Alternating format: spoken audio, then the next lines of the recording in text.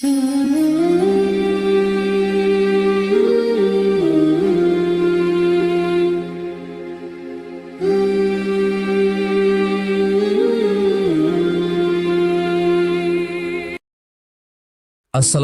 warahmatullahi wabarakatuh. Saudaraku, pernahkah kita bertanya, apakah Allah mencintai kita?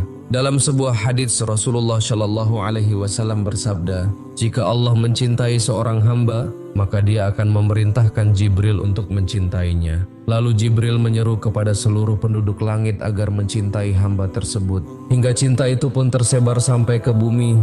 Hadis riwayat Bukhari. Subhanallah, betapa indahnya jika cinta Allah telah menyelimuti hidup kita. Namun, bagaimana kita tahu bahwa Allah mencintai kita?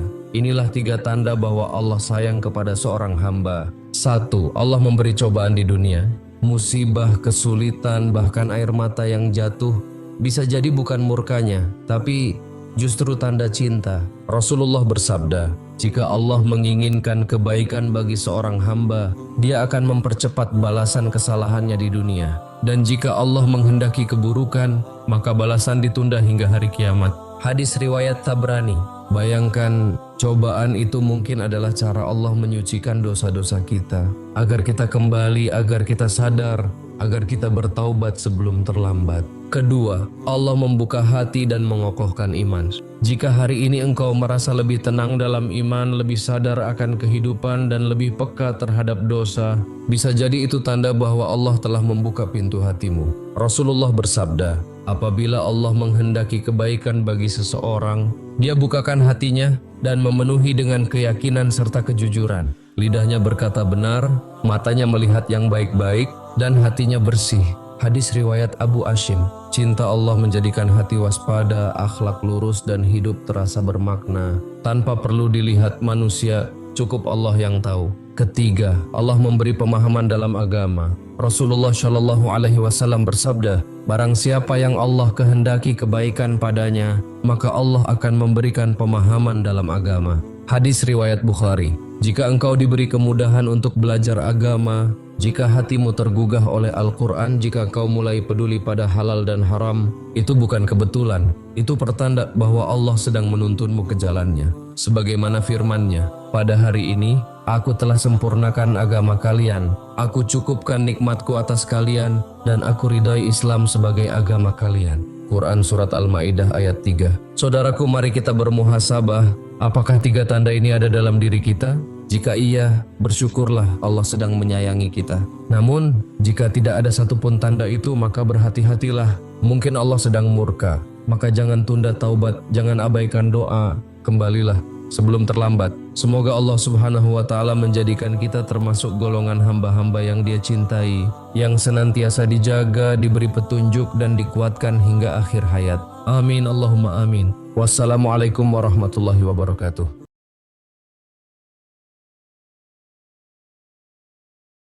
Sahabat Muslim, tahukah Anda bahwa alam kubur bukan sekadar tempat persinggahan setelah kematian, tetapi awal dari kehidupan akhirat yang penuh misteri dan ujian? Rasulullah pernah mengingatkan kita akan pedihnya siksa kubur, bukan hanya dari perbuatan besar, tetapi juga dari perkara-perkara yang sering kita anggap sepele. Namun jangan takut, karena Islam juga memberikan jalan keselamatan. Di video ini, kita akan membahas 4 amalan mulia yang mampu menjadi penghalang siksa kubur. Semoga bisa menjadi bekal kita semua menuju akhir yang husnul khatimah. Rasulullah SAW dalam haditsnya pernah menyebutkan beberapa perkara baik yang dapat menyelamatkan muslim dari siksa kubur. Perkara tersebut juga mencakup amalan-amalan soleh seseorang, sebab bekal terbaik yang dibawa muslim untuk alam kubur kelak adalah amal solehnya. Sebagaimana dijelaskan dalam salah satu riwayat hadits bahwa satu hal yang senantiasa mengiringi jenazah adalah amalnya. Artinya, mengiringi mayat ke kuburannya diikuti oleh 3 perkara.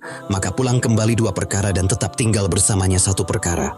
Mayat diiringi oleh keluarganya, hartanya, dan amalnya. Maka pulang kembali keluarga dan hartanya dan tetap tinggal amal perbuatannya. Hadis riwayat Bukhari dan Muslim. Siksa kubur dapat dibuktikan keberadaannya melalui keterangan hadits-hadits yang pernah disabdakan Rasulullah SAW. Salah satunya dari hadits yang mengisahkan bahwa Rasulullah SAW pernah mendengar sendiri siksa kubur yang tengah dialami penghuni kubur. Dari Ibnu Abbas radhiyallahu anhu ia berkata, artinya, suatu ketika Nabi Muhammad SAW berjalan melewati dua buah kubur. Nabi kemudian bersabda, kedua penghuni kubur ini sedang disiksa, padahal ia tidak disiksa karena suatu hal yang besar. Salah satu orang ini biasa berjalan mengadu domba dan yang kedua tidak menyelesaikan kencingnya, tidak bersih beristinja dari kencing. Pedihnya siksa kubur bahkan dijelaskan dalam firman-Nya yakni surah Al-An'am ayat 93. Artinya, siapakah yang lebih zalim daripada orang-orang yang mengada-adakan dusta terhadap Allah atau yang berkata, telah diwahyukan kepadaku, padahal tidak diwahyukan sesuatu pun kepadanya, dan orang yang berkata, aku akan mendatangkan seperti yang diturunkan Allah. Seandainya saja engkau melihat pada waktu orang-orang zalim itu berada dalam kesakitan sakaratul maut, sedang para malaikat memukul dengan tangannya sembari berkata, keluarkanlah nyawamu. Pada hari ini kamu akan dibalas dengan azab yang sangat menghinakan karena kamu mengatakan terhadap Allah perkataan yang tidak benar dan karena kamu menyombongkan diri terhadap ayat-ayatnya. Untuk itu, alangkah baiknya bila Muslim menghindarkan diri dari perkara penyebab siksa kubur. Dikutip dari laman Kemenak Kanwil Tangerang, amal soleh yang dapat menyelamatkan dari siksa kubur adalah menjaga salat 5 waktu, bersedekah, membaca Al-Quran maupun memperbanyak zikir. Di samping itu, ada sejumlah amal lain yang diharapkan dapat mengurangi siksa kubur. 4 perkara ini jadi penghalang siksa kubur. Pertama, membaca surah Al-Mulk. Menurut Abu Utsman Kharisman dalam buku biografi dan akidah Imam Al-Muzani, membaca surah Al-Mulk tiap malam menjelang tidur menjadi salah satu amalan penyelamat seseorang dari siksa kubur. Dasar keterangan tersebut dinukil dari salah satu hadits yang disyahihkan oleh Al-Hakim dan Az-Zahabi dari sahabat Nabi Ibnu Mas'ud radhiyallahu. Artinya, barang siapa yang membaca Tabarakalladzi biyadihil mulku, surah Al-Mulk tiap malam, Allah Subhanahu wa taala akan mencegahnya dari siksa kubur. Kami, para sahabat di masa Rasulullah SAW menamakannya Surat Al-Mani'ah yang mencegah dari azab kubur. Hadis riwayat An-Nasa'i. Ibnu Abbas radhiyallahu anhu pernah meriwayatkan kisah tentang seorang muslim yang menghadap Rasulullah SAW untuk menanyakan surah Al-Mulk kala terdengar di suatu kuburan. Kemudian, Rasulullah SAW mengatakan bahwa surah tersebut adalah penghalang azab kubur dan penyelamat Al-Munjiyah dari laknat alam barzah. Hadis riwayat Tirmizi. Kedua, berjuang di jalan Allah. Amalan berjuang di jalan Allah termasuk dalam amalan yang dapat menyelamatkan seseorang dari siksa kubur. Amalan ini merujuk pada jihad untuk membela agama Allah dan kehormatan umat Islam. Fadzalah ibn Ubaid meriwayatkan dari Rasulullah SAW, setiap yang mati akan selesai amalnya kecuali yang meninggal ketika bertugas jaga di jalan Allah. Amalnya terus tumbuh sampai hari kiamat dan ia akan aman dari fitnah kubur. Hadis riwayat Tirmizi dan Abu Daud. Ketiga, membaca kalimat thayyibah. Kalimat thayyibah atau kalimat la ilaha illallah disebut sebagai kalimat pembeda antara umat muslim dan lainnya pada hari kiamat kelak. Di samping itu, membaca kalimat thayyibah akan mengantar pembacanya pada keselamatan dari siksa kubur. Diriwayatkan dari Ibnu Amr radhiyallahu anhu yang mengutip perkataan Rasulullah SAW, orang yang selalu membaca kalimat la ilaha illallah tidak merasa takut ketika ajal tiba dan di alam kubur. Hadis riwayat Ibnu Majah dan Tirmizi. Hadis lain yang telah dimarfu'kan Ali bin Abi Thalib menyebutkan membaca kalimat La ilaha illallah al-malikul haqqul mubin sebanyak 100 kali setiap harinya akan diganjarkan keselamatan dari siksa kubur. Artinya, siapa saja yang membaca kalimat La ilaha illallah al-malikul haqqul mubin sebanyak 100 kali setiap harinya maka pasti aman dari kemiskinan, dari siksa kubur, terbuka pintu rezeki dan pintu surga baginya. Hadis riwayat Dailami, Khatib dan Abu Aliyah.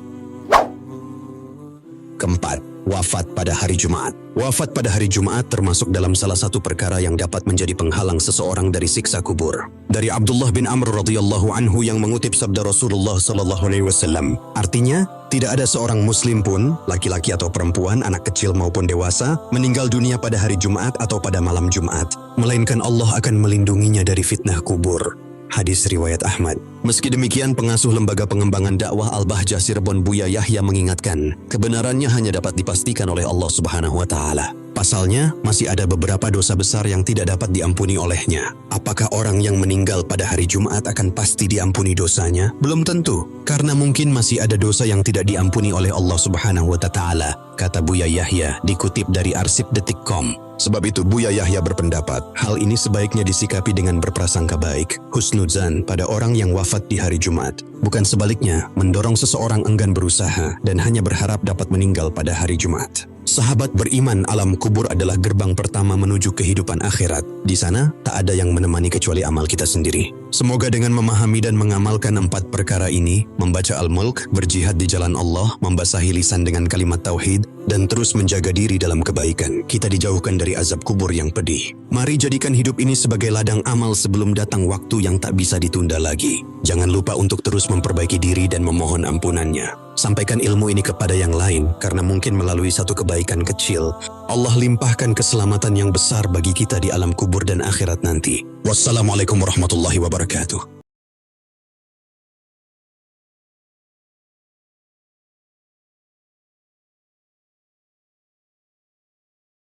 Subhanallah